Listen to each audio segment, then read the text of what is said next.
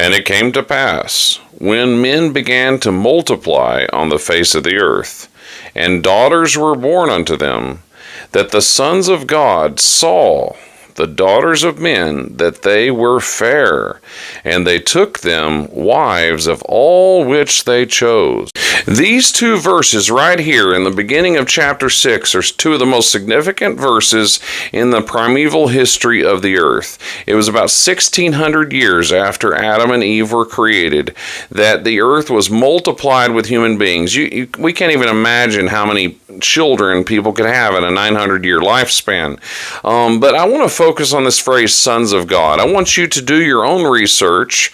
Search the phrase, sons of God. You should be doing that anyhow, not just taking a pastor's word for it, not just listening to some YouTube kook like myself and assuming that we're right about everything.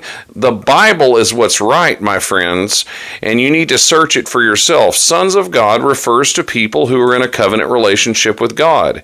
Yes, it does refer to angels about 3 times in the book of Job, and maybe one other place, but that many more times it refers to people who are in a covenant relationship with God. In Luke chapter 3, it said Adam was the son of God. In John 1:12, it says, to as many as received him, Jesus Christ, he gave them the right to become sons and daughters of God. So, and it's not just men, it's women too. So that's what caused the flood. That was the straw that broke the camel's back, because as the people of the world began to mix with the people of God, there was no more righteous people in the world, and that means there was no more knowledge of the holy. There was no more knowledge of God. The world was filled with utter violence and utter perversity. Jesus uses this time period as an example of what the world in the last days will look like. So the sons of God, God's holy line, God's covenant people, mixed with the daughters of men. These are the descendants of Cain. And they're going, notice, what is their attraction to them? They are beautiful. They're sexy. They were beautiful to look upon.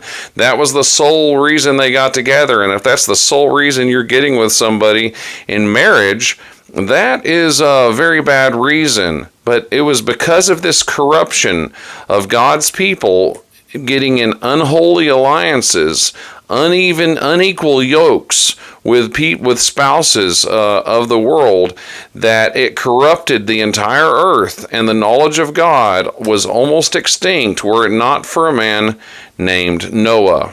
And you say, why would God allow this to happen if he knows the future?